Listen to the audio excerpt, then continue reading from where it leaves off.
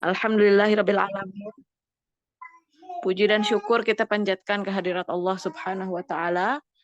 Alhamdulillah atas rahmat dan izin Allah kita bisa berkumpul lagi malam hari ini di kajian parenting online Rodotus Solihat yang diselenggarakan oleh Ma'had Al-Khalil bin Ahmad Al-Farahidi, didukung oleh Duktur dan Dilre. Alhamdulillahirabbil alamin.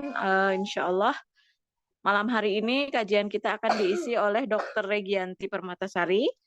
Insya Allah beliau sudah ada di tengah-tengah kita.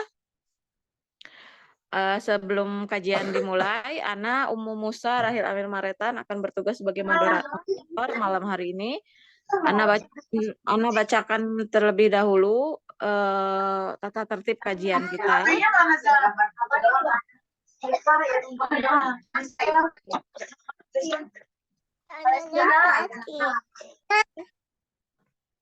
Mama, anak-anak sakit. Ya, tata tertib kajian kita. Peserta wajib masuk 10 menit sebelum pembelajaran dimulai. Peserta wajib menggunakan nama asli ketika masuk ke ruang Zoom. Peserta wajib menjaga suara ustadzah dari laki-laki ajnabi. Peserta dilarang merekam suara ustadzah saat pembelajaran berlangsung. Peserta wajib mematikan mikrofon dan kamera saat pembelajaran berlangsung. Mikrofon dapat diaktifkan ketika sesi tanya jawab, atau peserta dapat mengajukan pertanyaan melalui fitur chat. Peserta dianjurkan mencatat materi yang disampaikan. Peserta harap bertanya sesuai dengan isi materi dan gunakanlah adab yang baik. Yang terakhir, jika ingin meninggalkan ruang Zoom sebelum kajian selesai, silahkan peserta untuk izin di kolom chat. Ya, Tayyip, untuk mempersingkat waktu karena sudah lebih jamnya, Ana langsung serahkan kepada Dr. Regianti. Tafadholi, Dokter. Ya, bismillah. Alhamdulillah, kita pada malam ini bertemu kembali ya. Pada judul kali ini kita akan membahas perbandingan antara ibu yang bekerja dan juga ibu yang berada di rumah ya, yang berkegiatan di rumah tanpa bekerja di kantor. Kita harus mengetahui pertama-tama adalah working mom dan full-time mom ya. Bahwasanya working mom itu adalah ibu yang harus paham bahwa menjadi working mom adalah bekerja pada sebuah perusahaan dan melakukan bisnis usaha sekaligus menjalani peran sebagai ibu bagi sang buah hati di rumah ya. Bukan hal yang mudah tentunya ya menjadi dua peran sekaligus dengan tanggung jawab yang sama beratnya. Belum lagi merelakan perkembangan anak yang kadang terlewat karena kesibukan di tempat kerja. Ada judge juga atau judgement dari orang lain ya, dari lingkungan di antara pekerjaan dan urusan rumah, bahwa working mom juga tak jarang harus menghapus agenda me time ya. Kadang ada yang kerjanya dari Senin sampai Sabtu ya, baru ada waktu hari Ahad ya. Lalu me time tersebut sebenarnya adalah agar tetap seimbang ya di antara keluarga dan pekerjaan. Sedangkan full time mom adalah bukan hal yang mudah juga ya, mentang-mentang nggak kerja gitu ya, jadi mentang-mentang fokusnya itu cuma satu gitu, hanya di rumah dan anak dan keluarga, tidak bekerja gitu ya. Akan tetapi sama-sama bisa beresiko mengalami depresi dan stres ya. Nah, menjadi full time mom berarti kita ya sebagai full time mom itu bekerja penuh dan mendedikasikan diri untuk keluarga ya, dan mengurus rumah ya. Tentu saja bukan perkara mudah, apalagi tidak ada ART ya. Karena menjalani peran sebagai full time mom itu tandanya ibu juga harus bertanggung jawab penuh atas anak dan pekerjaan di rumah. Dan tentu saja bukan dari Senin sampai Sabtu ya, bukan dari Senin sampai Sabtu 8 jam lalu pulang gitu ya, tapi dalam 24 jam ya, 7 kali 24 jam. Dan tentu saja working mom itu lebih capek lagi ya, karena setelah pulang dia juga harus mengurus rumah ya. Jadi sama-sama 24 jam sebenarnya ya, cuman beda ada dua pekerjaan, yang full time mom hanya satu ya. Nah, menjadi full time mom ya, nggak jarang juga ya membatasi ruang gerak mereka untuk mengeksplorasi dunia luar ya, karena kebanyakan aktivitas itu didedikasikan di dalam rumah ya, mulai dari halaman depan sampai halaman belakang gitu ya, dan jarang sekali untuk beraktivitas di luar rumah ya.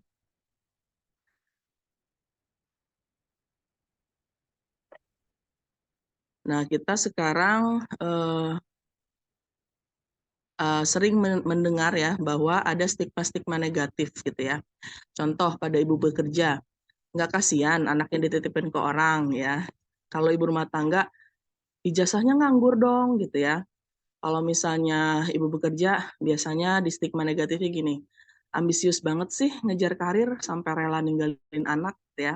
Kalau ibu rumah tangga, nggak pengen kayak teman-teman tuh yang berkarir, terus mapan, punya penghasilan sendiri, terus enak ya banyak waktu senggang kalau di rumah aja gitu ya, sambil rebahan gitu ya. Nah ya, stigma-stigma negatif seperti itu.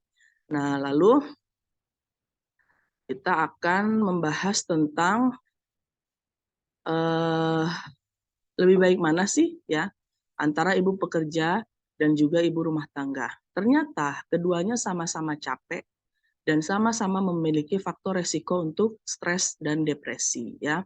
Kenapa? Karena ibu rumah tangga dan ibu bekerja sama-sama memiliki cara sendiri dalam mengurus si kecil ya. Kalau saya sebagai wanita yang bekerja, saya punya cara tersendiri untuk menitipkan anak saya, kemudian setelah saya pulang untuk mengurus anak saya. Dan ibu yang rumah tangga juga punya cara tersendiri juga ya, dengan cara-cara parenting mereka sendiri untuk mengurus anak mereka juga gitu ya. Jadi sama-sama punya effort ya, punya usaha gitu ya. Lalu ibu yang bekerjanya untuk siapa? Untuk keluarga. Nah, ibu yang rumah tangga bekerjanya untuk siapa? Ya, kalau ibu bekerja untuk keluarga, tentu saja ibu yang di rumah tangga juga untuk keluarganya juga gitu ya. Jadi sama-sama point of orientation-nya adalah untuk keluarganya ya. Jadi ibu pekerja itu nyari duit juga buat anaknya gitu ya, untuk tambahan penghasilan keluarganya gitu ya. Dan ibu rumah tangga juga yang work from home ya, itu juga untuk menambah penghasilan keluarganya dan untuk anak-anak dan suaminya gitu ya. Lalu tentu saja ibu rumah tangga dan ibu bekerja itu sama-sama menyayangi anak-anaknya 100% ya. Lalu ibu rumah tangga dan ibu pekerja juga bisa stres, capek, dan lelah sama ya. Cuman mungkin stres yang diberikan dari faktor risiko pekerja itu dari kantor ya lebih dominan, dan ibu rumah tangga itu lebih dominannya dari misalnya tetangga, saudara, suami sendiri ya, atau masalah di keseharian di dalam rumah ya. Lalu berusaha mendidik anak dengan baik ya, sama-sama punya tujuan untuk bisa ya menyisihkan waktunya di antara pekerjaan rumah tangganya dan juga pekerjaan di kantor untuk mendidik anak dengan baik ya, walaupun jatuh bangun ya, karena semua orang tua itu pasti masih belajar dalam parenting ya, dan berumah tangga itu atau mendidik anak itu adalah pelajaran seumur hidup ya. Jadi kita harus selalu mengupdate, memperbaiki, dan juga menstabilkan ya, atau melestarikan, atau ibarat tanaman itu dijaga ya. Kalau sudah stabil dijaga dengan baik gitu ya. Lalu sama-sama sering merasa dihakimi ya atas keputusannya. Kenapa? Karena ya seperti tadi, kok ada ijazah S1 malah jadi ibu rumah tangga gitu ya. Terus misalnya yang bekerja, kok bisa sih tenang-tenang banget nitipin anaknya gitu ya ke orang lain gitu ya. Sama-sama merasa dihakimi apa karena kita adalah seorang ibu ya. Ibu itu seidealis mungkin pasti disorot karena banyak stigma-stigma yang negatif ataupun positif terhadap ibu pekerja ataupun terhadap ibu rumah tangga gitu ya, yang al-ummu madrasatul ula gitu ya. Jadi anak tuh gimana orang tuanya gitu ya. Anak itu gimana ibunya mendidik ya, karena ibu adalah madrasah pertama dari anak-anaknya belajar gitu ya. Jadi selalu disorot. Nah, kita harus tahu ya bahwa tadi bahwa depresi itu kita harus mengenali apa ya. Depresi itu merupakan suatu gangguan mental yang ditandai dengan suasana hati yang tertekan, kehilangan kesenangan atau minat, merasa kurang berenergi, memiliki perasaan bersalah atau rendah diri, memiliki gangguan makan atau gangguan tidur ya, konsentrasi yang rendah ya. Nah, faktor penyebab depresi itu banyak ya. Ada stresor. Stresor itu penyebab stres ya.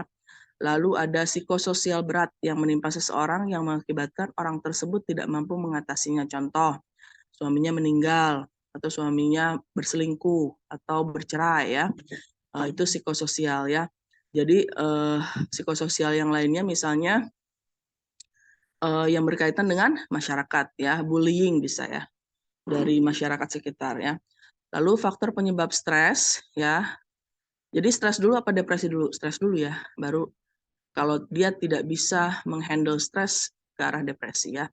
Nah, penyebab stres itu kehilangan ataupun adanya kematian dari seseorang yang tadi saya bahas ya, yang dicintai ya gitu, orang tua, keluarga, sahabat maupun kerabat ya. Lalu kehilangan benda berharga ataupun status sosial, contohnya di PHK, dipecat ya, secara tidak hormat dan lain sebagainya. Lalu dibullying ya, sehingga seseorang mengalami perubahan yang besar dalam hidupnya dan dapat menjadi faktor penyebab stres berat hingga akhirnya seseorang mengalami depresi ya. Lalu memiliki riwayat penyakit kronis sehingga orang tersebut tidak mampu menerima keadaannya. Contohnya pada penyakit apa? Ada yang bisa bantu? Contohnya stroke ya, stroke atau Parkinson ya. Lalu selanjutnya terdapat riwayat dari keluarganya bahwa anggota keluarga yang mengalami depresi sehingga mempengaruhi kondisi mental orang tersebut ya. Lalu bagaimana upaya penanganan dan pencegahan depresi? Ya harus Gila, ya ki saya rada tuh soleha iki sing tak kirim sampean. Oh, mama tidak apa yang pire. boleh dibantu mungkin Umu Musa untuk mengamankan. Ya. Nah, mengkonsumsi antidepresan yang diberikan dengan cara diresepkan oleh psikiater ya atau dokter kesehatan jiwa ya, kedokteran jiwa. Lalu melakukan psikoterapi yang suportif. Ini biasanya kita tim ya, ada perawatnya, ada psikolognya, ada psikiaternya ya. Lalu menjalankan terapi kognitif behavioral ya. Lalu mendukung orang-orang terdekat yang memiliki pengaruh besar terhadap penderita ya. Contohnya dia sangat mencintai ibunya. Berarti harus mendatangkan ibunya ya. Gitu. Nah, kita akan membahas sekarang tanda-tanda ibu rumah tangga yang mengalami depresi ya. Mungkin bisa dicatat ya. Yang pertama adalah cepat marah. Afwan, suaranya putus-putus, dokter. Oh iya. Sekarang kita akan membahas tentang tanda ibu rumah tangga yang mengalami depresi ya. Pertama adalah cepat marah, frustasi atau gelisah ya. Silakan boleh dicatat. Yang kedua, adanya kehilangan minat pada kegiatan yang sering dilakukan ya, aktivitas normal sehari-hari ya. Contohnya yang tadinya suka bikin makanan buat keluarganya ya, pagi-pagi jadi males gitu ya. Dan bolehlah males ya, tapi nggak ada solusi gitu. Jadi seperti menelantarkan anaknya gitu ya, nggak makan. Lalu yang ketiga, sulit tidur ya. Yang empat, cemas dan merasa kurang energi, jadi cepat lelah ya. Yang kelima, overthinking ya, sulit untuk berpikir jernih, cepat lupa. Nah, ini ada faktor dari neurotransmitter otak ya. Jadi hormon di otak juga pada depresi itu mempengaruhi sekali untuk membuat lupa ya. Jadi nggak boleh stres ya. Sehingga sulit mengingat dan sulit mengambil keputusan ya.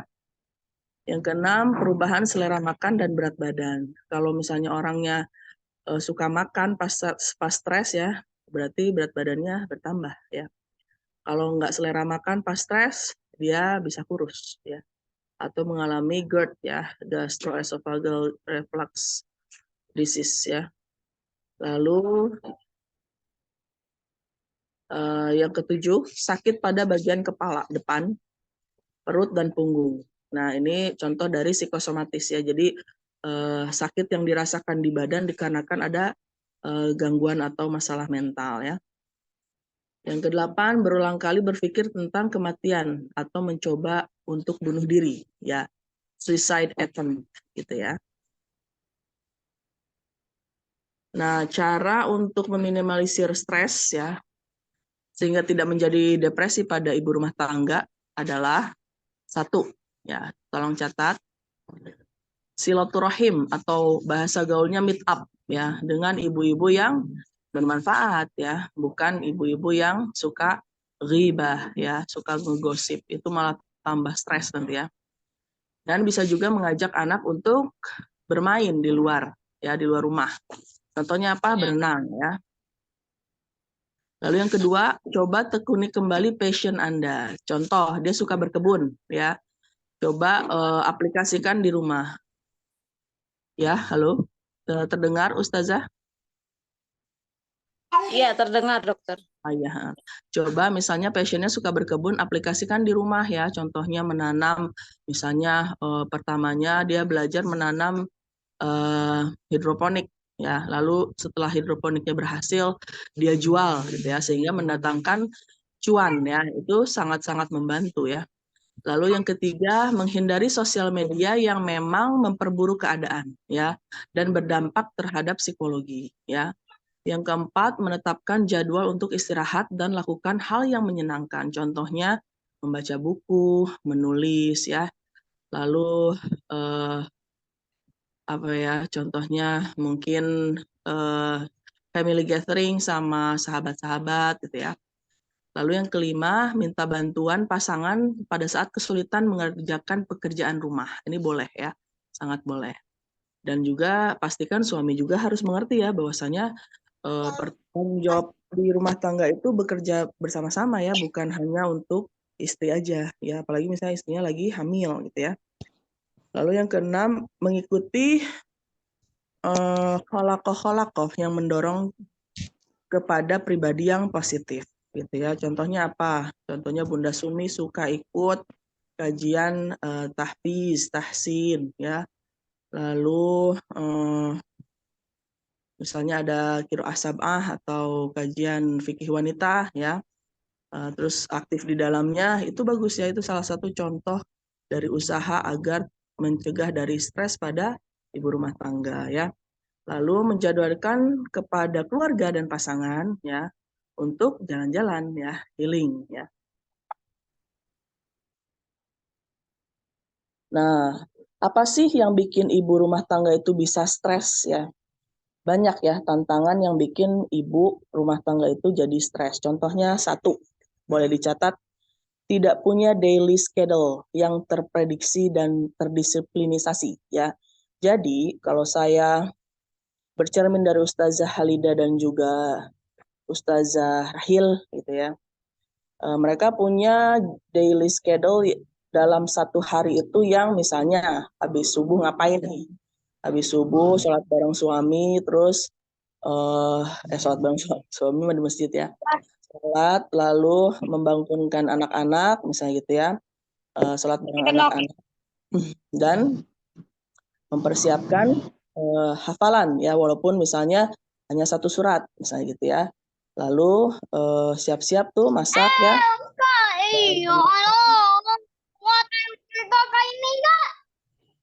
Dan menyiapkan makanan ya untuk sekolah gitu ya. Lalu setelah itu apa? Setelah urusan selesai beres pada saat jam 9, mulai misalnya memurojaah ya, atau mengisi kajian misalnya Ustazah Halidah ya, atau misalnya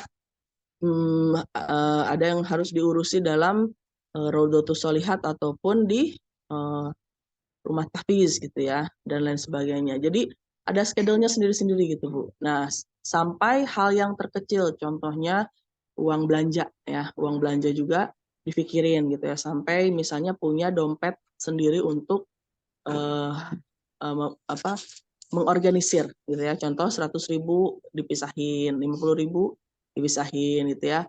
sehingga dalam 1 bulan bisa terkejar misalnya 1 juta gitu kan, bisa ya. Lalu biasanya ya tidak punya daily schedule itu karena aktivitasnya hanya bergantung pada si kecil ya. Jadi terlalu diriwehin kalau bahasa Sunda tuh. Terlalu diribetin sama anak-anak. Nah, di sini emang bisa Dok kalau misalnya dibalik kita jadi mendisiplinkan anak-anak, bisa Bu ya. Jangan salah, anak-anak yang kurang dari 1 tahun pun bisa secara dini kita didik gitu ya. Dan ini sudah saya aplikasikan juga gitu ya, dan mulai umur sekarang mereka setiap subuh bahkan lebih dulu ya bangunnya daripada saya gitu. Seperti itu ya. Jadi bisa dibiasakan Bu, dan ini juga salah satu masuk ke dalam kelasnya Bunda Anita mungkin ya, mendisiplinkan anak gitu ya. Lalu kenapa ibu rumah tangga itu bisa stres ya? Karena jarang ngobrol.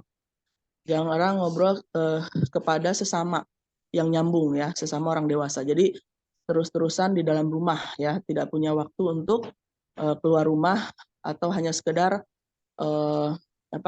sharing gitu ya. Nah, lalu yang ketiga, tidak ada waktu istirahat ya. Kecuali hanya pada saat si anak-anak itu tidur gitu ya. Sedangkan dia sudah kelelahan gitu ya. Mau dandan juga udah nggak punya waktu gitu ya. Yang keempat, merasa kurang pencapaian ya. Jadi dia merasa gagal, tidak bisa berkontribusi apapun dalam rumah tangga, tidak bisa menghasilkan uang untuk membantu perekonomian keluarga dan lain sebagainya ya. Lalu yang kelima, jarang mendapatkan pengakuan. Nah, ini ya penting banget nih. Dan apresiasi kecuali dari suami ya. Mending kalau dari suami. Ada juga yang suaminya nggak suka mengapresiasi, tapi sukanya mendikte dan merendahkan. Ada ya. Jadi kalau dapat dari suami masih mending lah Bu ya, disyukurin gitu. Tapi ini udah dari suami nggak dapet, terus dari ipar-ipar dari mertua juga dibullying gitu ya, secara verbal dan juga gesture gitu ya. Nah itu yang parah ya.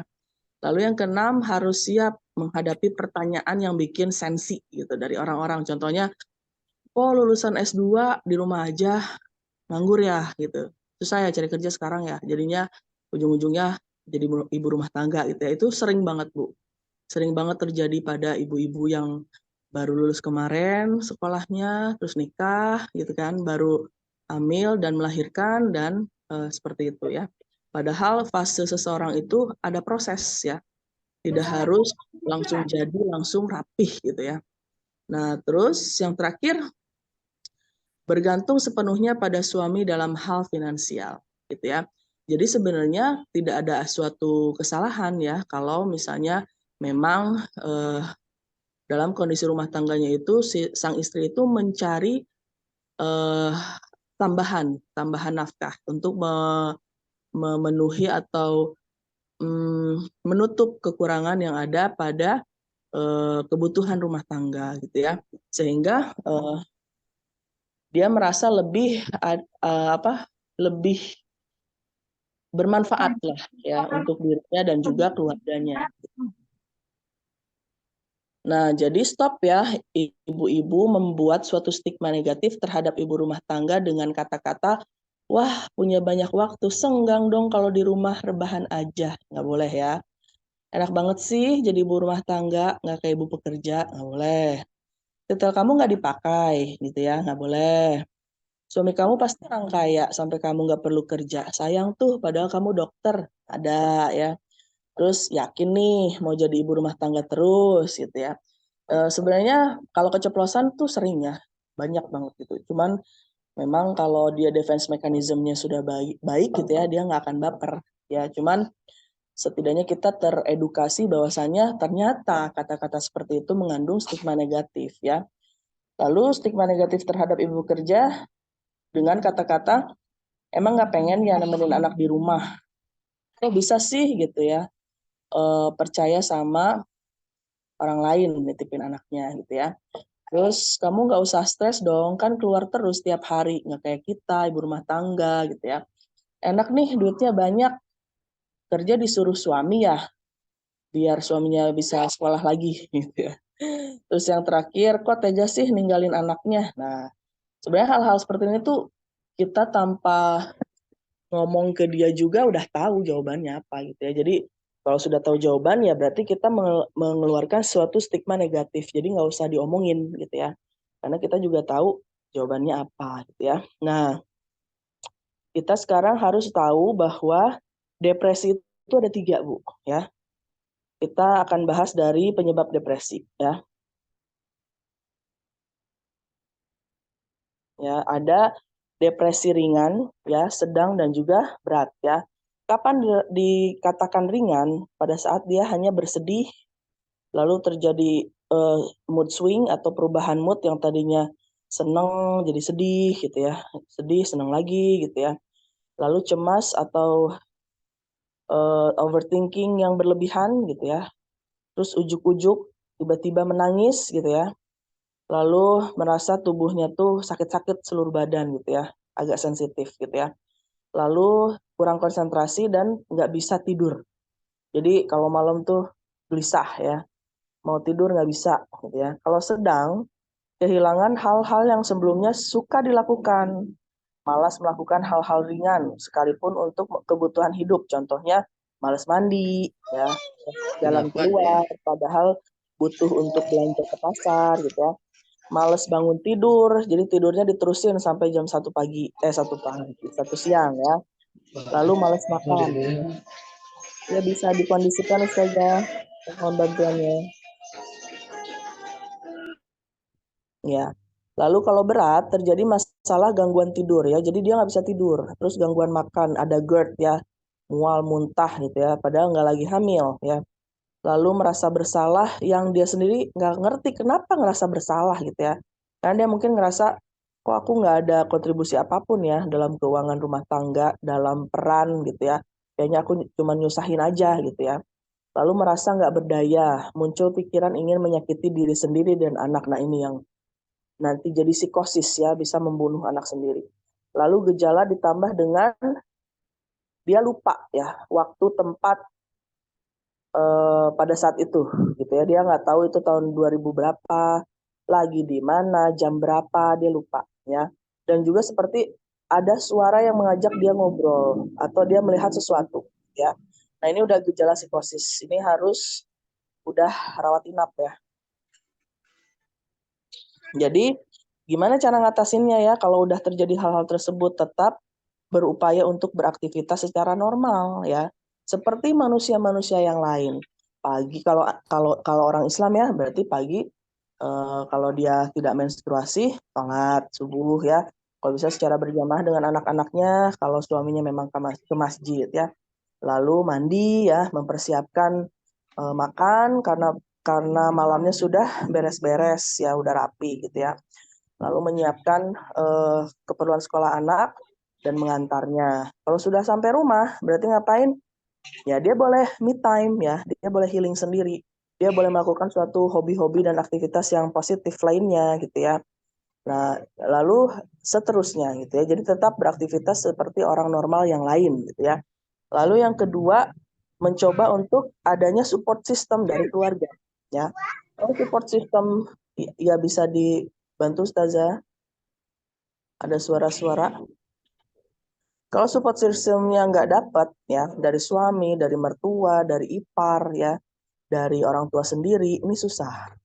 Berarti dia harus punya defense mechanism sendiri yang dia bangun untuk dirinya sendiri di saat semua orang nggak bisa mensupport dia. Siapa berarti yang harus kita andalkan? Ya Allah gitu ya.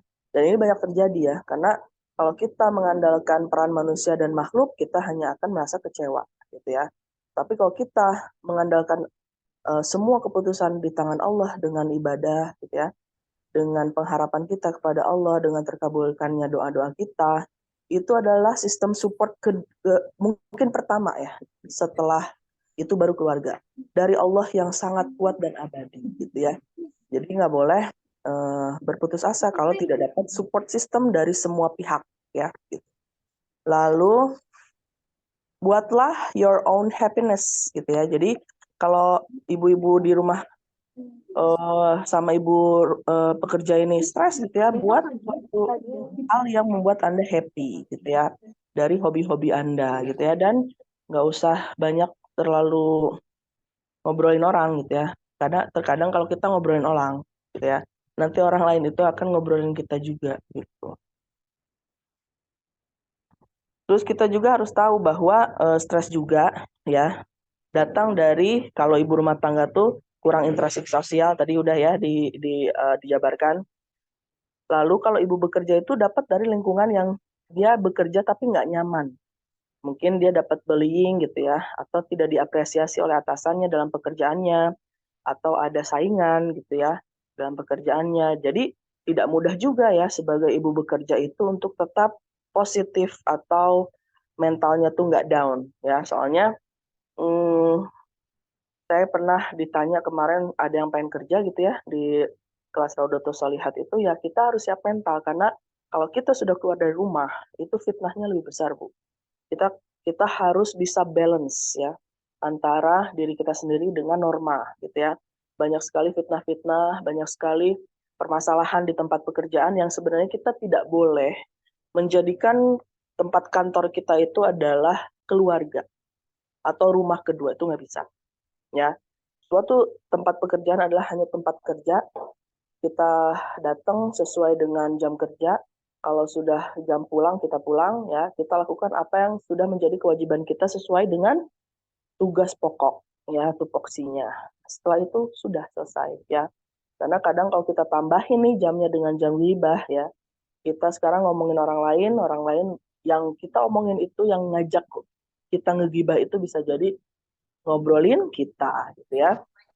Lalu ibu rumah tangga itu bisa stres juga karena punya ekspektasi yang berlebihan. Nah, kalau ibu pengen punya ekspektasi yang berlebihan, itu adalah suatu hal yang gratis ya, yang semua orang boleh berharap ya. Semua orang boleh berangan-angan, tapi harus disertai dengan usaha. Jadi bukan salah, tapi ekspektasinya harus sesuai dengan real ya, real di lapangan gitu ya. Jadi tidak boleh berlebihan ya. Kenapa? Karena pada ibu bekerja juga seperti itu. Contoh, dia mempunyai suami tapi di PHK ya. Di dalam rumah tangganya, suaminya tidak bisa diandalkan dalam mencari nafkah. Karena sudah di PHK, ternyata suaminya depresi. Sehingga dia tidak percaya diri untuk kembali melamar pekerjaan ke perusahaan manapun. Sehingga yang dilakukan suaminya hanyalah di dalam rumah. Gitu ya. Apakah pada kondisi tersebut si istri itu diam saja? Tentu tidak. Karena dia mempunyai ternyata 3 anak ya, yang masih kecil-kecil, yang harus makan, harus susu, harus sekolah gitu ya. Sehingga turunlah si ibu untuk mencari pekerjaan. Ya, dengan harapan dan ekspektasi secara balance ya dengan kenyataan bahwa kalau saya keterima di perusahaan ini berarti gaji saya sekian. Saya bisa menghemat uang sekian untuk tabung, sekian untuk sekolah per bulan, dari 3 anak sekian untuk dapur. Nah, seperti itu ya. Jadi kalau mau berekspektasi harus dengan hal yang real ya. Lalu manajemen stres pada ibu rumah tangga itu kurang baik. Kenapa? Karena dia selalu di dalam rumah gitu ya. Kalaupun dia keluar rumah, ternyata tetangganya ini tidak bisa mempunyai kontribusi yang positif terhadap mentalnya. Gitu ya. Kalau pada ibu bekerja, kenapa dia bisa stres? Karena manajemen waktu kurang baik bagi ibu dengan peran ganda ya. Jadi di kantor dan pas pulang di rumah gitu ya. Itu yang menyebabkan dia stres. Kalau pada ibu rumah tangga kemudian adalah tidak mendapatkan bantuan atau dukungan dari pasangan maupun keluarganya.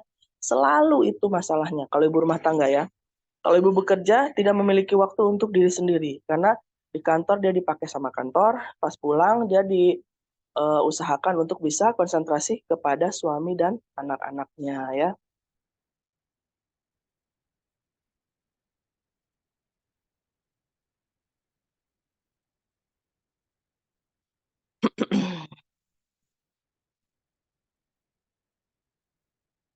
Bentar ya.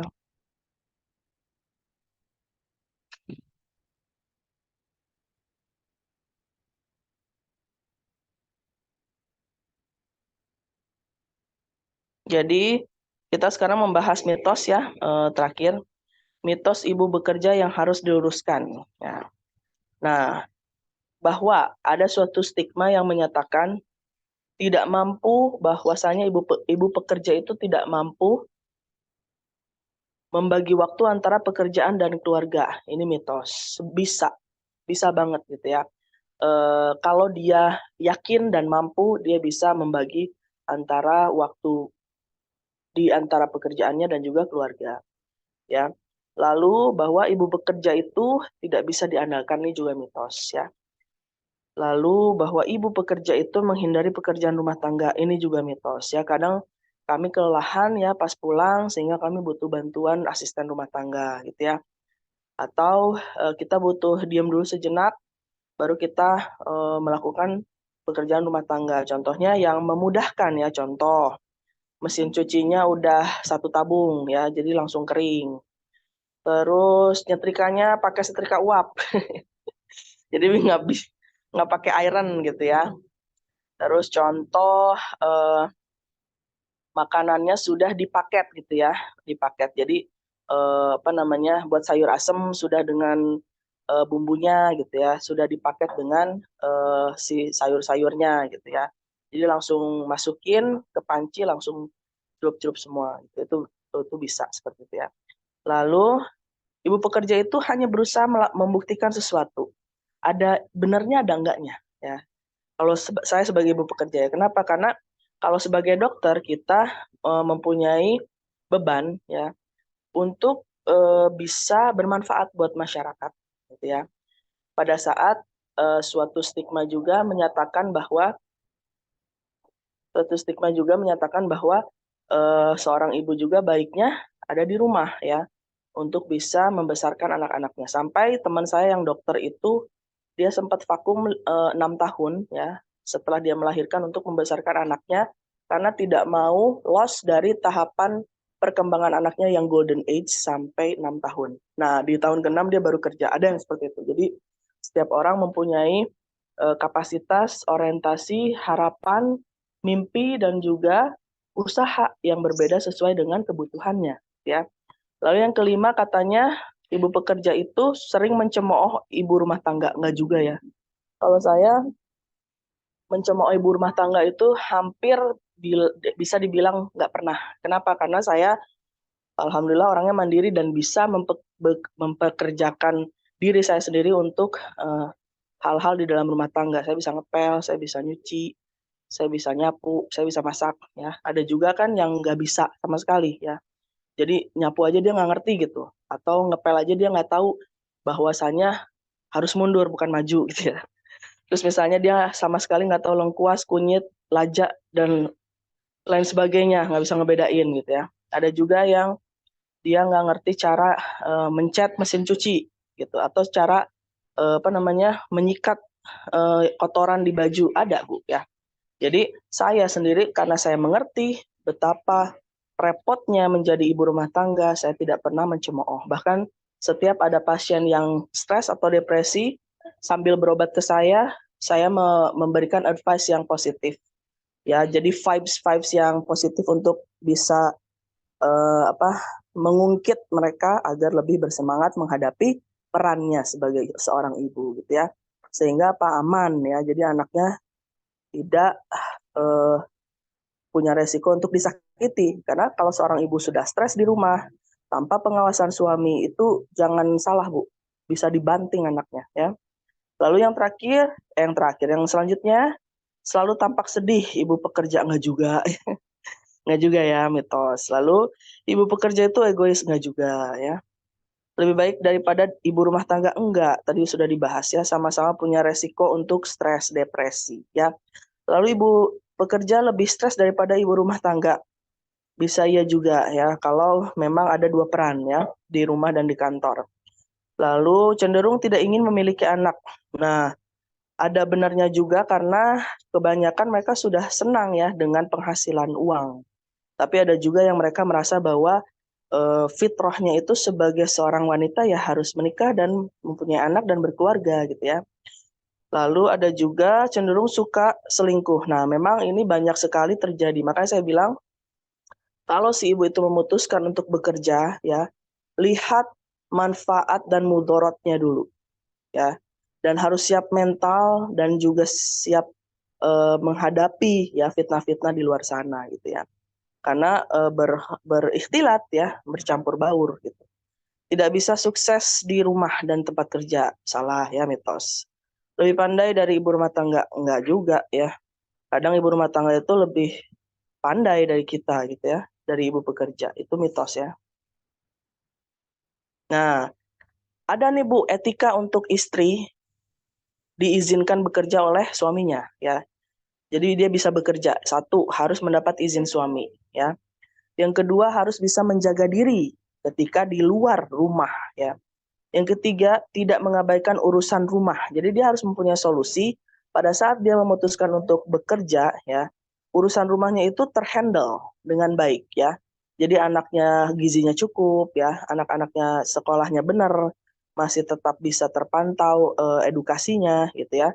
Dan yang keempat, tidak ada yang terzolimi. Maksudnya gimana nih dok? Ya, seorang istri yang bekerja keluar rumah harus memastikan tidak menzolimi siapapun, seperti menzolimi orang tuanya dengan menitipkan anaknya, ya. Padahal udah sepuh ya. Apalagi misalnya salah satunya ada yang stroke gitu ya. Nah, kalau untuk ibu rumah tangga biar nambah penghasilan gimana dok caranya? Bisa menerima jasa antar ya. Sekarang banyak banget tuh Gojek Akwat ya. Lalu menerima jasa titip ya seperti Gojek juga tapi barang ya. Lalu ada juga misalnya make up wedding syar'i ya. Ada juga freelance writer ya. Kalau nggak salah Bunda Anita freelance writer ya kalau nggak salah. Lalu ada juga kalau dia lulusan desain interior, freelance designer ya. Lalu jualan online seperti Ustazah Rahil ya, Ustazah Halida, menjadi konten kreator, siapa yang suka bikin. Lalu membuka usaha makanan dan minuman homemade ya. Misalnya dia hobi bikin bakery gitu ya, dia bikin gitu ya. Lalu menjadi guru les private ya. Misalnya dia lulusan S1 Bahasa Arab Unpad gitu ya. Dia bikin tuh ya rumah les bahasa Arab untuk anak dan dewasa yang akhwat misalnya gitu ya. Bisa ya.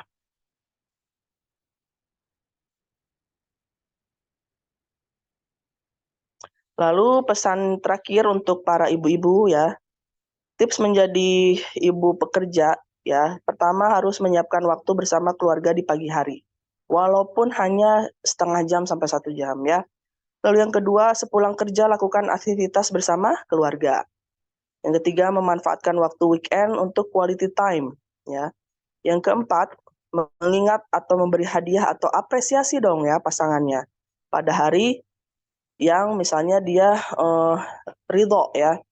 Misalnya dia nggak ngelihat hari apapun, nggak di luar ulang tahun ya, karena tidak boleh merayakan ulang tahun. Dia mengingat bahwa istrinya telah berjasa membesarkan anak-anaknya yang kembar misalnya gitu ya, alhamdulillah selamat gitu ya. Boleh tuh ya suaminya itu memberikan hadiah ya kepada istrinya gitu, mengungkapkan rasa sayangnya gitu ya. Lalu yang kelima, mengungkapkan perasaan sayang juga dengan tulus ya, dijawab gitu ya pada pasangannya. Lalu kalau full time mom ya harus menguatkan mental ya, kurangi mendengar omongan yang nggak enak dari lingkungan sekitar. Jangan nimbrung sama orang yang suka ngomongin orang ya. Lalu yang kedua, siapkan tabungan untuk mencukupi dana darurat. Nah, ini juga dilakukan oleh working mom gitu ya. Jadi apalagi full time mom gitu ya, dari sisa-sisa dari belanjaan gitu ya. Yang ketiga, mulai memikirkan skill yang bisa diasah di rumah dan nggak ngerasa bosen ya. Contohnya tadi ya, dia skillnya berkebun, dia coba hidroponik di rumah, berhasil bikin sayur kangkung, dia jual gitu ya. Lalu membuat perencanaan dan target menjadi pribadi yang lebih baik sebagai seorang ibu ya. Lalu membuat time management atau manajemen waktu ya untuk bisa hanya sekedar say hello dengan tetangga ya, karena dibutuhkan juga. Atau misalnya di dekat rumahnya ada taman, boleh ya bareng-bareng sama keluarga ke taman atau sama sahabat gitu ya. Sekedar makan bakso ya, tapi diketahui dan diizinkan oleh suami. Ya demikian Ustazah, kelas dari saya. Silahkan. Minum. Ya, Tayyib, Masya Allah, jazakillah khairan Dokter Regianti atas waktu dan materinya yang luar biasa, benar-benar bermanfaat buat kita emak-emak semua yang hadir di sini. Untuk selanjutnya, Ana langsung kepada sesi tanya jawab aja, supaya tidak terlalu malam. Untuk Umahat yang hadir, silahkan jika ada materi yang belum dipahami atau ada yang mau ditanyakan terkait materi dari dokter hari ini, boleh diketik di kolom chat ataupun mau raise hand, boleh silahkan.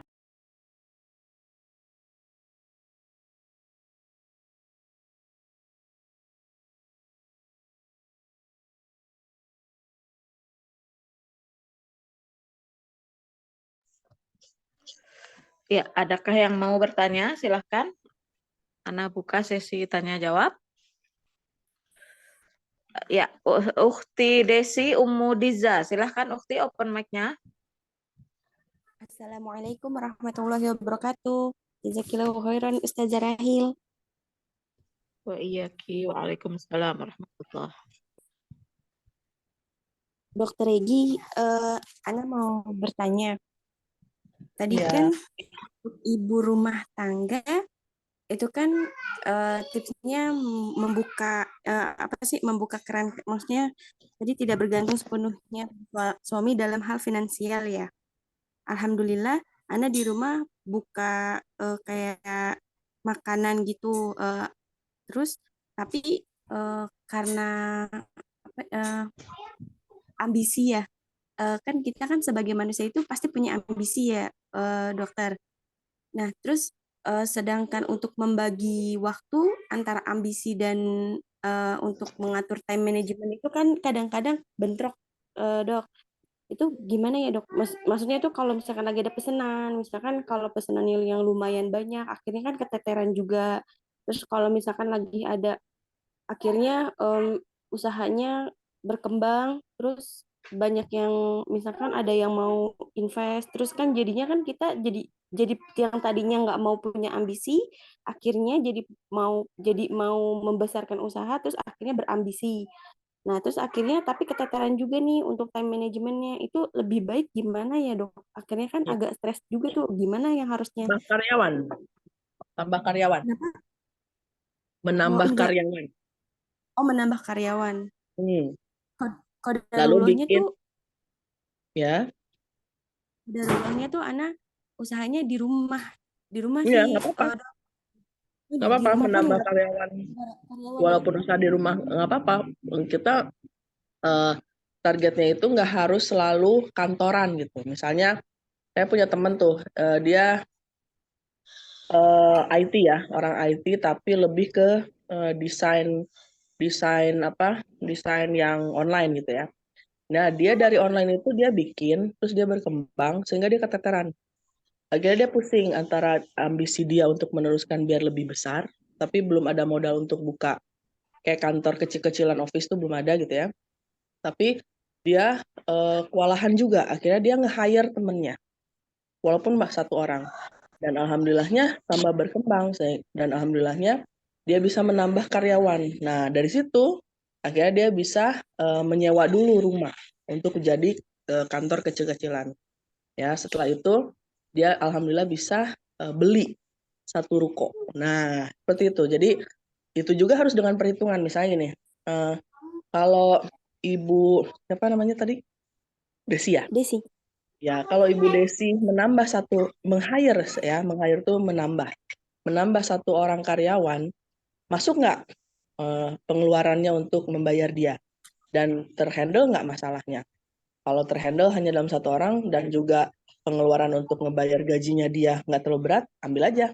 Gitu. Teman saya juga kayak gitu sama dia S1 Matematika UIN, terus jadi dia nggak kerja di kantor, dia malah bikin dari tukang jahit kecil-kecilan tuh dia beli kain, terus dia potong-potong, nyuruh tukang kainnya tuh bikin kerudung segi 4. Ya, tapi sudah dilakukan izinnya gitu ya. Nah, setelah itu dia distribusikan dulu ke teman-temannya. Akhirnya booming ya, karena teman-temannya pada suka dengan bentuknya, warnanya gitu ya, kerapihan jahitannya gitu ya. bordirnya gitu ya, necinya gitu. Sehingga dia membutuhkan karyawan tambahan 2 orang. Nah, yang dia lakukan adalah dia melakukan hal itu di rumah. Ya, jadi teman-teman dia itu yang 2 orang itu dia mau mempekerjakan, mempacking, terus memproses secara online, transfer dan lain sebagainya itu di dalam rumah menggunakan laptop. Akhirnya berkembang dan dia bikin toko. Nah, kayak gitu. Jadi semuanya berproses, Kak Desi. Dan optimis berdoa sama Allah biar bisa terhandle gitu. Jadi sebagai ibu rumah tangga juga nggak apa-apa punya ambisi ya, Dok. Maksudnya nggak Boleh dong. kayak dulu kan sebelum jadi ibu rumah tangga, anak kan working mom. Terus akhirnya resign. Semenjak jadi ibu rumah tangga tuh ambisinya jadi kayak agak hilang gitu. Jadi kayak Ya, udahlah segini aja, udahlah cukup gitu. Nah, ya. Qadarullah kemarin tuh ada yang nawarin mau nggak nih invest, Ana mau invest gitu. Tapi Ananya tuh Hmm, kayak enggak deh, bingung. udahlah segitu aja gitu. Takut beban ya. Takut nggak bisa bertanggung jawab. Iya, Iya jadi kayak gini. gitu. Jadi gini. Kalau suaminya komunikasi baik dengan Kak Desi, ajak ngobrol. Papa gitu ya. Kita punya ini nih, punya amanah. Ada orang mau invest gitu ya. Bisa nggak bantuin saya untuk menghandle gitu. Seenggaknya kita harus bisa mastiin nih bahwa dengan tambahan modal pemasaran kita lebih baik gitu. Oh bisa misalnya jadi terus suaminya misalnya jadi bikin flyer gitu kan online di Instagram gitu kan. Jadi lebih banyak lagi iklannya lebih banyak yang beli gitu. Itu bisa ya. Jadi yang tadi saya bahas tidak ibu rumah tangga tidak boleh berekspektasi terlalu berlebihan itu bukan seperti ini bukan, tapi tanpa pertimbangan, tanpa apa namanya perhitungan, tanpa rumus gitu. Jadi seperti tadi, jadi kita boleh dan kita sangat bebas untuk berhayal ya, apalagi untuk masalah kesejahteraan lah ya dalam kondisi keuangan rumah tangga gitu ya. Dan semua orang memang butuh uang ya. Uang ini bukan berarti harus negatif terus ya, tapi maisha ini diperlukan untuk kesejahteraan anggota keluarga gitu ya. Misalnya anak kita mau masuk ke sekolah tahfiz yang manhajnya lurus dan ternyata mahal misalnya gitu ya, sehingga membutuhkan uang tambahan. Pasti kita kan sebagai orang tua dipacu untuk lebih bekerja dalam mencari uang gitu ya, dalam mencari fee. Dan ekspektasi kita apa? Kita pengen anak kita jadi orang yang bermanhaj lurus, sekolahnya juga aman ya, walaupun mahal dia kejar. Nah, ini saya nemuin di banyak ibu-ibu umahat yang solihah ya, contohnya Bunda Sumi, masya Allah ya. Jadi itu ekspektasi awalnya Kak, dan kita berharap itu bukan berarti kita tuh jadi berhayal-hayal yang nggak penting, bukan ya, itu haram ya. Tapi kita berekspektasi biar kita lebih bersemangat, tapi dengan perhitungan gitu. Jadi yang seperti tadi saya jelaskan, perhitungan itu seperti itu. Oh iya, baik dokter. Jazakillahu khairan wa barakallahu fiik dokter atas Ya, penjelasannya. iya, jazakillah khair juga Desi.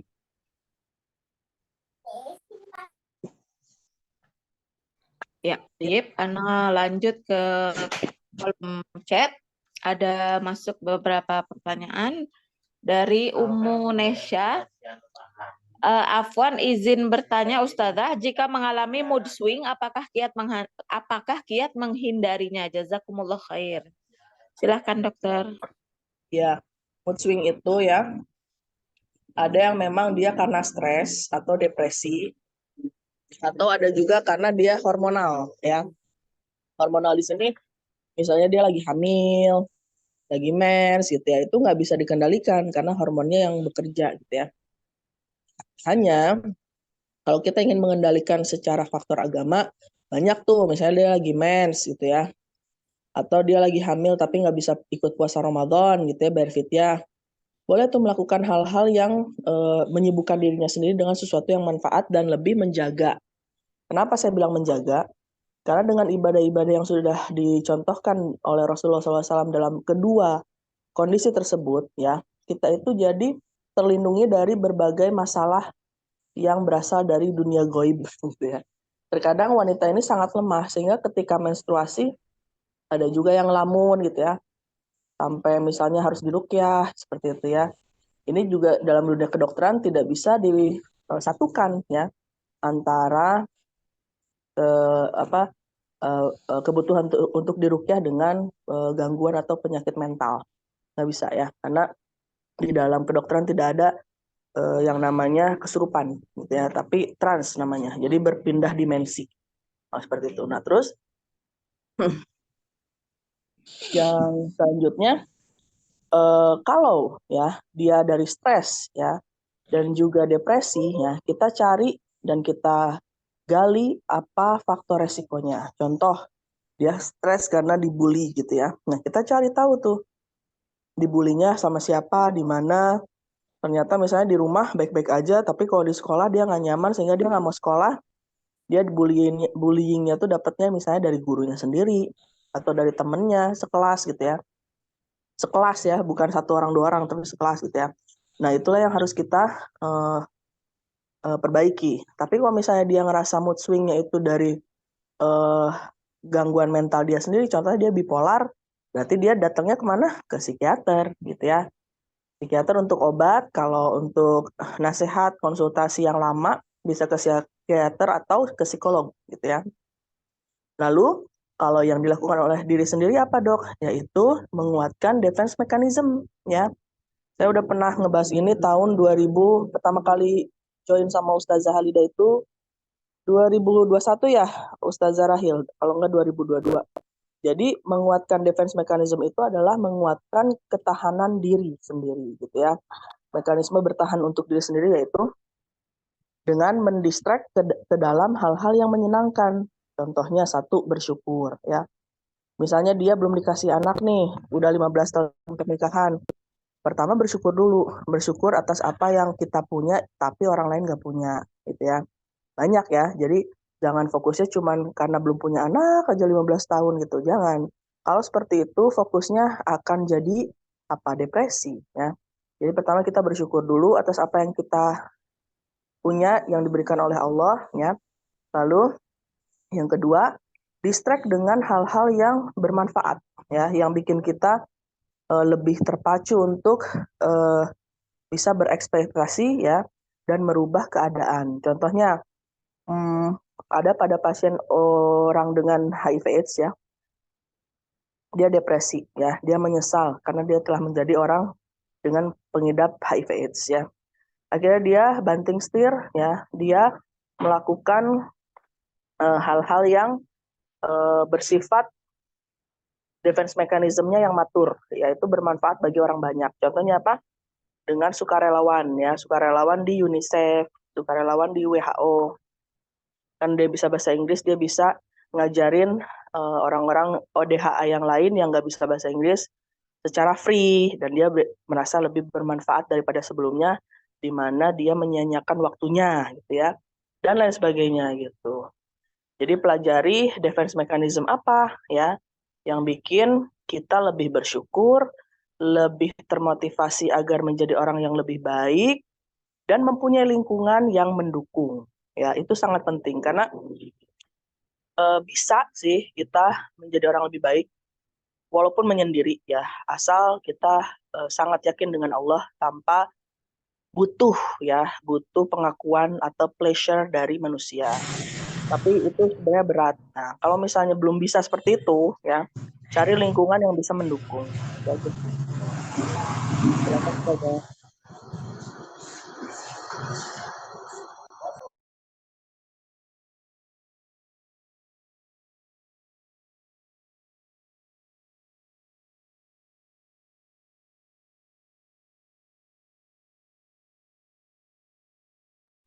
Ya, silakan. Apakah sudah selesai? Oh ya, baik. Selanjutnya pertanyaan selanjutnya dari kolom chat, dokter. Ada pertanyaan dari Ukti Vina Khairunisa. Assalamualaikum. Ahsanallah ilaik Bu Dokter. Saya mau bertanya, kondisi saya itu mentalnya masih suka naik turun. Saya mendapatkan diagnosa bipolar fase depresi. adakah hal yang harus saya lakukan selama sendirian ini? Saya belum menikah dan sedang jauh dengan keluarga dan tidak dekat juga dengan teman-teman. Terima kasih dokter, jazakillah khairan. Ya, Silakan dulu. ya salam kembali ya untuk Ukti Vina. Semoga Allah menjaga Vina dimanapun Vina berada. Sesungguhnya ya kesendirian itu pada awal-awal sebelum menikah ya atau jomblo gitu ya, itu fitnahnya luar biasa ya, fitnahnya sesuatu hal yang luar biasa. Tapi kita memang harus menemukan sistem support tadi dan juga mengembangkan defense mechanism ya. Kalau sistem support kita nggak dapat dari orang-orang terdekat kita atau lingkungan tempat kita belajar gitu ya, belajar agama, belajar keilmuan gitu. Coba pasrahkan dulu kepada Allah dan beristighfar. Saya bukan ustazah ya, cuman saya pernah dinasehatin kayak gitu dan ternyata ngaruh banget gitu ya. Beristighfar atas apa yang pernah kita lakukan ya. Mungkin dengan kita beristighfar Allah lebih ridho ketika kita meminta maaf, Allah lebih membukakan jalan untuk kita bisa tenang ya, untuk kita bisa lebih bersyukur dengan apa yang kita punya yang sebenarnya selama ini tuh kita kurang aware, kita kurang ngeh gitu. Oh iya ya, harusnya kan aku bersyukur dan malu gitu ya. Nah, udah kayak gitu, eh jangan pernah berputus asa terhadap rahmat Allah. Itu adalah suatu hal pertama kali yang dinasehati terhadap semua perkara penyakit kolbu, ya, penyakit hati. Penyakit hati itu apa aja sih? Bukannya ria, sum'ah, bukan itu aja ya. Kalau di kedokteran ya sama seperti depresi juga masuk ke situ ya. Jadi semoga dari situ kalau kita sudah berharap sama makhluk udah dapet nih. Sistem support nih nggak dapet dari makhluk gitu ya. Kita mintanya sama yang mempunyai semua makhluk tersebut, yaitu Allah gitu ya. Dan kalau kita sudah tujuannya ke sana, kita nggak pernah akan uh, berputus asa dan juga capek gitu. Karena kita yakin Allah tuh pasti mendengar apa-apa yang kita uh, mintakan ya. Dan terus berdoa. Berdoa itu ada caranya ya agar Allah mengijabah. Jadi Allah itu harus bisa menerima ya doa-doa kita dengan amalan-amalan kita yang solih gitu ya. Jadi tidak terpaut, tidak berusaha, tapi harus ada usahanya juga. Ya, contohnya, yang tadinya kita bermaksiat, kita tinggalkan. Lalu kita beristighfar untuk membersihkan dan juga kita bersedekah. Ya. Terus yang kedua, kita meminta maaf kepada orang-orang yang pernah kita sakiti. Ya, gitu. Yang ketiga, ya, kita meminta maaf kepada Allah atas dosa-dosa yang telah kita lakukan dengan mengganti dengan amalan yang baru. Contohnya, lebih rajin ya, misalnya sholat sunnah rawatibnya, berpuasa sunnahnya, berpuasa ayamul bidnya, ya, terus ngafalin Qur'annya, gitu ya, dan minta sama Allah apa sih masalah kita itu sehingga kita tuh kayaknya kurang percaya sama orang-orang sekitar gitu, sampai kita tuh kayak antipati. Udahlah, aku nggak bisa percaya sama orang tua aku, teman-teman aku, lingkungan aku yang selama ini aku harapin gitu ya. Kita cari tahu dan kita minta kepada Allah, ya Allah, saya pengen punya lingkungan yang bisa mendukung saya, ya, sehingga saya bisa berubah dan saya tenang gitu. Dan ketika kita meminta itu di saat kita bersih diri dari maksiat gitu ya, maka Allah akan ridho dan Allah akan kabulkan dan Allah akan datangkan solusi-solusi. Dan itu pernah terjadi sama saya. Gitu. Karena saya bingung, kok belum pernah terjawab ya, sehingga saya seperti kok bertubi-tubi masalah gitu ya, terus nggak pernah selesai gitu. Dan kayaknya doa-doa saya tuh kayaknya nggak mungkin, ekspektasinya terlalu berlebihan gitu ya. Ternyata zon saya kepada Allah bahwa itu ada suatu ekspektasi yang berlebihan terjawab. Dan dijadikanlah oleh Allah itu sesuatu hal yang bukan ekspektasi berlebihan, tapi logis. Bayangkan, kok bisa kayak gitu kan? Jadi Allah itu tidak pernah membeda-bedakan hambanya ya, mau hambanya pelaku maksiat, mau yang bertobat. kalau dia mau kembali kepada Allah. Gitu. Jadi setelah itu semua baru adalah membangun defense mechanism. Ya. Defense mechanism-nya apa? Kalau sudah ketemu titik tolaknya, istiqomah, gitu ya, istiqomah dengan melakukan hal tersebut sehingga apa? Kita bisa merasa tenang dengan mekanisme yang kita punya. Gitu. Begitu Ustazah. Iya, Toyib, jazakillah khair, dokter. Selanjutnya masih dari kolom chat. Ada pertanyaan dari Ukhti Maya Khairun Nisa. Izin bertanya, Dok, saya mengalami semua tanda-tanda ibu depresi, tapi tidak ada support system dari manapun. Bagaimana cara menghilangkan depresi itu, tapi tidak bisa ke psikolog? Berarti dulu, Ya, mungkin jawabannya seperti yang tadi ya Ustazah, bahwasanya pertama kita harus bersyukur, yang kedua kita harus cari tahu sistem support apa yang bisa menunjang kita. Kalau tidak dapat sistem support dari makhluk, kita kembalikan kepada Allah ya. Dan memang sangat berat ya untuk sama sekali bergantung kepada Allah tanpa support manusia itu susah ya. Tapi kalau bisa itu hebat ya. Karena tauhid itu sebenarnya jawaban dari semua penyakit kejiwaan. Ya, ketika kita mempunyai suatu gangguan mental atau penyakit mental ya, sebenarnya jawabannya itu cuma tauhid. Ya.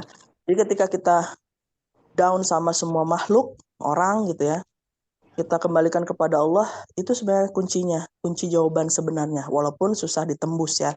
Karena nggak semua orang bisa sadar bahwasanya kita sebenarnya nggak perlu banget kok apresiasi manusia ya, pengakuan dari manusia, karena capek sendiri, bahkan kitanya jadi lebih down gitu karena oh ternyata nggak ada yang peduli sama saya gitu kan.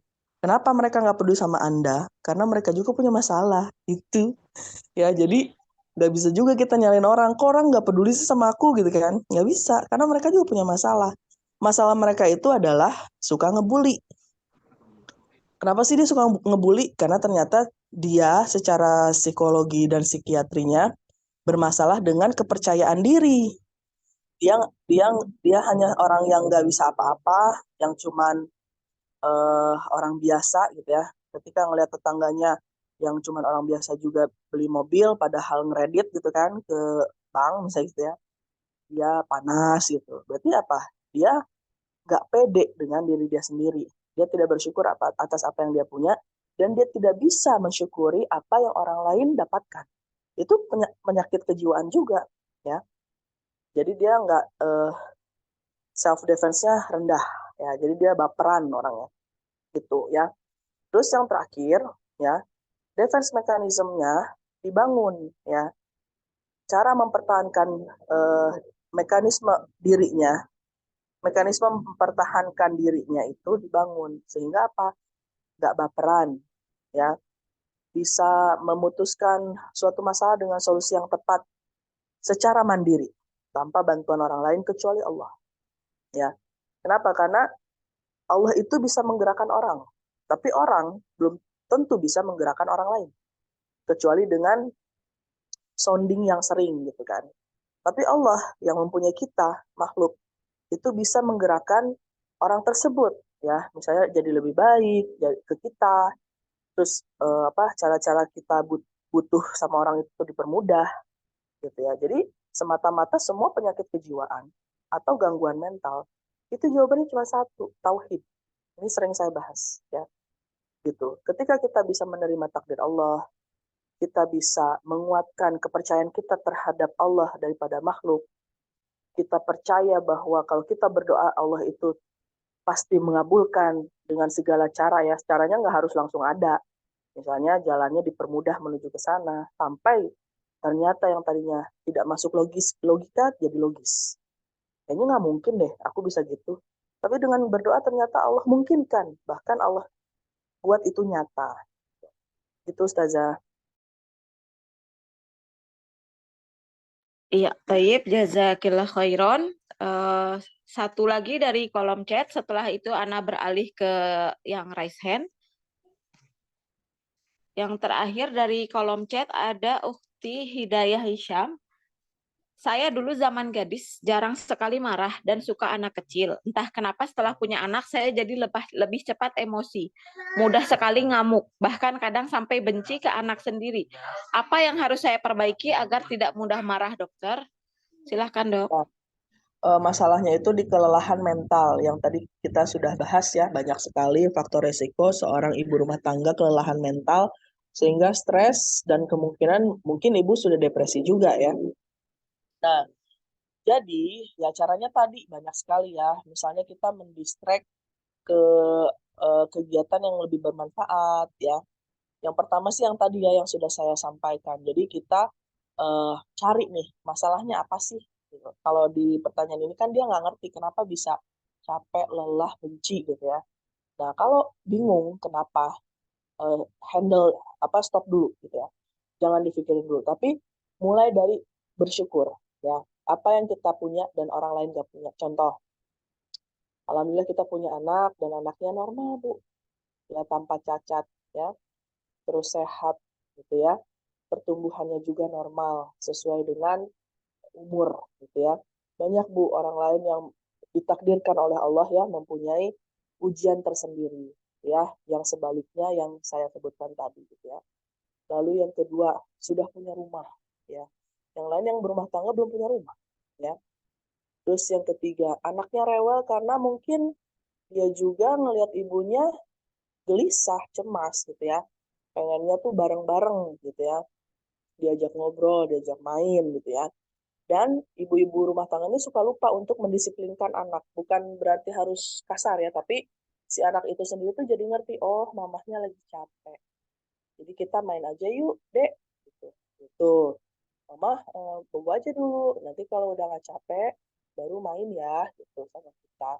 Itu bisa Bu dikondisikan. Jadi seringlah ngobrol dengan anak ya dalam bahasa yang frekuensinya rendah ya. Ketika kita frekuensinya tinggi nggak akan masuk. Ketika kita menyamakan frekuensi kita dengan anak itu akan masuk gitu ya. Dan juga ibu harus mengerti semengerti-mengertinya bahwa anak yang di depan ibu sekarang itu adalah suatu amanah. Allah sangat percaya kepada ibu untuk bisa melahirkan anak-anak tersebut. Itu adalah suatu pertanggungjawaban yang sangat besar. Sehingga apa? Anak tersebut nanti jadi naik tingkat tuh frame-nya di depan ibu. Bahwa anak tersebut adalah berharga. Ya. Anak tersebut harus saya lindungi. Kalau saya ada di dunia anak tersebut, maka saya akan berpikir dunia ini sangat luas dan saya sama sekali tidak punya pedoman selain dari ibu saya, sehingga saya selalu mengikuti ibu saya kemanapun, bertanya, rewel, minta makan, karena ke siapa lagi ya kalau bukan ke ibunya. Nah, kelelahan-kelelahan seperti ini terjadi pada ibu rumah tangga yang mereka sering di dalam rumah, dan ini banyak terjadi Bu, bukan hanya pada ibu yang bertanya aja, hampir semuanya ya. Sehingga apa? Kita harus bisa mewaraskan diri dengan mendistract ke hal-hal yang membuat kita happy ya. Make some create new gitu ya, that make you happy gitu ya. Tadi kan saya ngomongnya kayak gitu ya. Nah, contohnya apa? Hobi-hobi ibu apa aja di rumah ya yang bisa membuat ibu tuh balance gitu emosinya gitu ya. Jadi jangan sampai anak jadi korban. Karena anak tersebut datang bukan semata-mata masalah. Dia adalah anugerah. Dan dia adalah suatu hal yang sangat berharga yang didatangkan langsung oleh Allah. Bukan pakai mesin, Bu. Allah yang datangin langsung. Dan mau sekali berprofesor apapun, nggak ada yang bisa bikin sel telur. Nggak ada yang bisa bikin sperma. Ya. Jadi itu murni kuasa Allah ya. Ada anak di depan kita tuh murni kuasa Allah. Jadi kita harus malu ya kalau misalnya kita itu tidak atau lupa bersyukur. Oleh karena itu saya menasihati yang pertama bersyukur dulu gitu ya. Masalah ibu nggak dapat sistem support dari suami atau dari mertua, orang tua, sama Bu, banyak yang kayak itu ya. So ibu bisa meresum bahwa ternyata yang seperti saya tidak hanya saya sendiri, banyak Jadi orang Sunda bilang sasarengan, bareng-bareng gitu ya. Sehingga ibu jangan terlalu merasa bersalah ya. Nah, lalu jangan salah ya, anak kecil itu bisa diajak berdiskusi ya. Kadang canda tawa mereka itu adalah obat kita. Nah, sekarang tinggal ibu memaafkan diri ibu sendiri ya. Mungkin ada trauma masa kecil di mana ibu juga pernah digituin sama orang tuanya. Sehingga pola parentingnya repetitif. Jadi berulang ya. Jadi ibu lampiaskan kepada anak itu yang di masa sekarang. Itu banyak juga terjadi. Jadi sebenarnya inner child-nya dulu yang disembuhkan. Makanya di awal 2021 saya join dengan Raudatul Sholihat itu diundang oleh Ustadz dan Ustazah.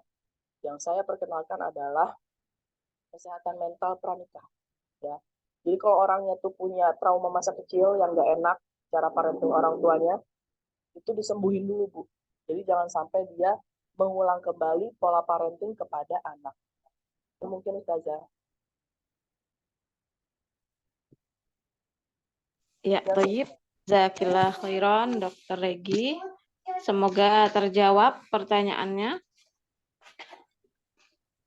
Ya, selanjutnya Ana ambil yang dari raise hand, ada Ukti Siti Masitoh. Silahkan open mic-nya Ukti Siti. Bismillah, Assalamualaikum warahmatullahi wabarakatuh. Terima kasih, Ustazah. Izin bertanya, dokter. Dok, saya ini seorang ibu rumah tangga, dok. Dan saya punya asisten rumah tangga yang pulang pergi. Setiap harinya sih saya merasa bersyukur karena memang waktu saya full untuk mengurus keperluan anak-anak dan suami saya sih, dok. Suami saya ini karyawan swasta, tapi sedang merintis usaha sendiri di rumah, jadi memang sometimes saya bantu jadi admin di rumah, tapi memang nggak yang office hour, aku ada di depan laptop gitu, dok. Tapi memang terkadang saya diperlukan untuk bantu-bantu sebagai adminnya. Nah, yang saya ingin tanyakan, saya merasa kayak setiap hari saya memang sudah full untuk mengurus hal tersebut ya, dok. Tapi sebenarnya rasa saya masih pengen mengembangkan diri gitu, dok. Ada rasa-rasa yang saya pengen melakukan hal-hal lain, tapi memang selalu terbentur rasanya kayak full day saya udah habis buat ngurus anak-anak dan suami.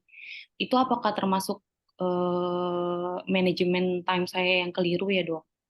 Terima kasih, dok. Assalamualaikum. Salam. Kalau manajemen time yang keliru sih kayaknya enggak ya, karena semua ibu, hampir semua ibu ya, termasuk saya, itu dalam berkehidupan rumah tangga itu selalu mereview atau mengevaluasi. Itu harus ya. Karena kita harus punya perkembangan dari tahun ke tahun ya, jangan sama gitu ya. Nah, dan anak-anak kita juga kan mobilitasnya tinggi ya. Dan dia juga berkembang, nggak 7 tahun, terus dia ada masa toddler gitu ya, masa puberti, terus masa adult gitu ya, dan lain sebagainya. Dan kita juga akan menua gitu. Nah, mungkin pertanyaan Siti Masito ini lebih ke arah mengembangkan diri sekaligus ya menyelam minum air untuk mengembangkan keuangan. Itu wajar ya. Wajar kenapa? Karena selain mengembangkan usaha kita dapat uang juga, itu adalah suatu bentuk apresiasi atau award buat diri kita sendiri sebenarnya. Gitu ya. Jadi time management mah tinggal dievaluasi ya. Tidak usah menyalahkan diri sendiri, dan juga ketika mempunyai suami yang bisa diajak untuk berdiskusi itu harus bersyukur gitu ya. Berarti kita berfungsi nih berumah tangganya, teamwork-nya ya, karena di kelas saya itu pranikah berkeluarga itu adalah teamwork ya. Jadi nggak bisa kita setelah punya anak tuh sendiri-sendiri tuh nggak bisa ya. Termasuk hal-hal seperti ini, ayah gitu ya, ibu mau mengembangkan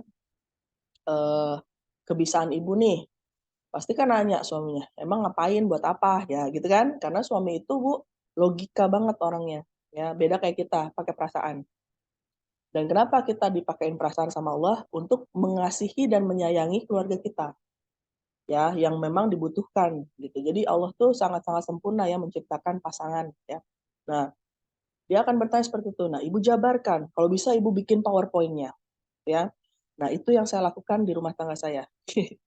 Jadi awalnya saya nggak punya klinik, jadi punya klinik gitu ya.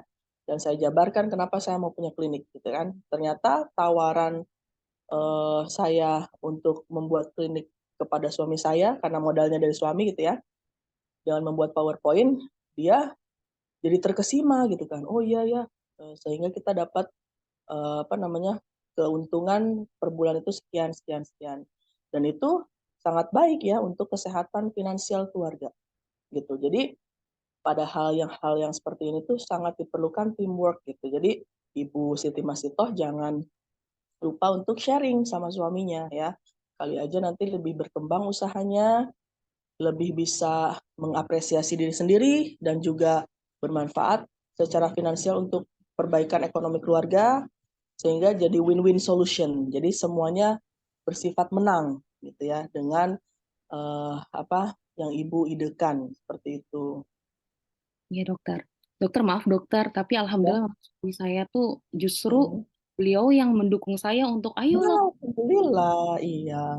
Makanya Jadi malah pertanyaannya apa? saya yang merasa kayak waktu kok saya full banget ya di rumah kayak Hmm. dari pagi tuh sampai sampai sore tuh full banget aku sama sama anak-anak ya gitu kayak gitu dok. Padahal memang aku ada alhamdulillah aku ada asisten rumah tangga yang bantuin aku dok. Cuma apa bagian dari aku yang kurang maksudnya kayak memulainya untuk memulainya itu loh suamiku ayo mulai dulu Nah, aja dulu aja. iya. Tapi Iya, rasanya gitu jadi dok. berarti yang harus dievaluasi adalah yang tadi saya contohkan.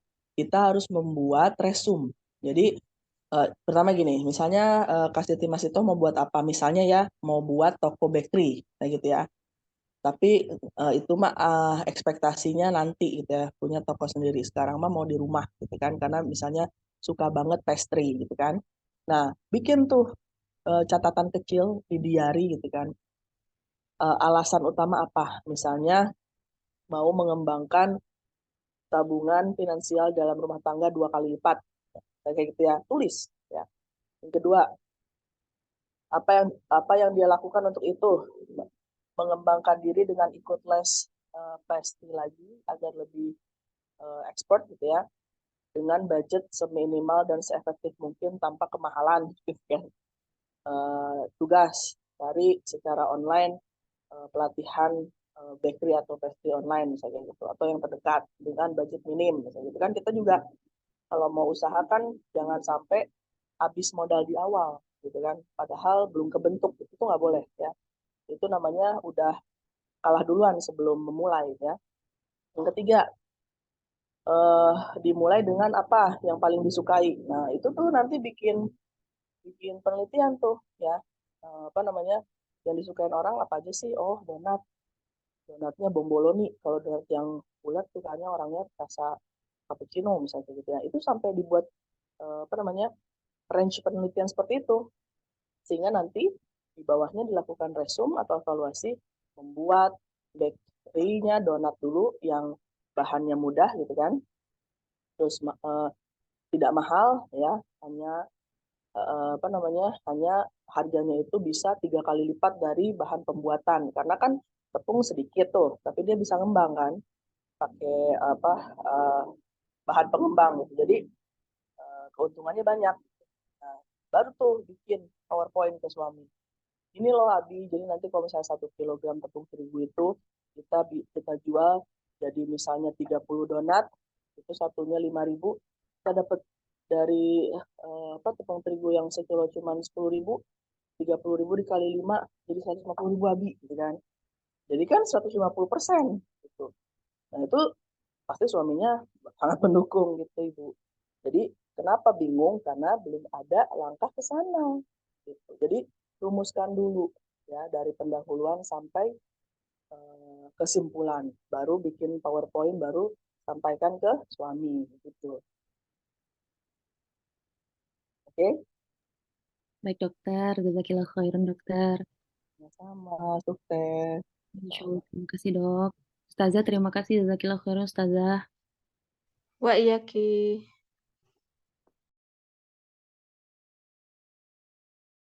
Ya, sepertinya sudah selesai Ustazah. Ya, sepertinya sudah habis semua pertanyaan yang raise hand juga sudah selesai. Alhamdulillah. Ada tambahan mungkin dokter sebagai penutup, silahkan. nggak ada, semua ibu rumah tangga dan ibu pekerja sama-sama bisa bahagia. Iya, Tayyib. Masya Allah, Regi atas materinya yang luar biasa. Semoga Allah membalas semua materi dan waktu yang sudah Dr. Regi berikan kepada kami dengan pahala yang besar di dunia dan di akhirat, insya Allah. Semoga kita semua yang hari ini hadir menyimak kajian Dr. Regi bisa menerima dan mulai belajar untuk mempraktekannya di dalam kehidupan sehari-hari. Semoga kita semua sebagai ibu dan istri di rumah bisa menjadi ibu dan istri yang baik untuk suami dan anak-anak kita. Amin, insyaallah. Ana mohon maaf atas segala kekurangan Ana sebagai moderator di malam hari ini. Semoga Allah mengampuni Ana. Jazakumullah khairan kepada ummahat yang telah menyempatkan waktu untuk hadir di kajian kita malam hari ini. Semoga Antuna bisa tetap Allah berikan semangat untuk selalu hadir di dalam kajian-kajian kita selanjutnya. Barakallahu fikunna jami'an. Ana tutup kajian kita dengan doa kafaratul majlis. Subhanakallahumma wa bihamdika asyhadu an la ilaha illa anta astaghfiruka wa atubu ilaih. Assalamualaikum warahmatullahi wabarakatuh. Waalaikumsalam warahmatullahi wabarakatuh.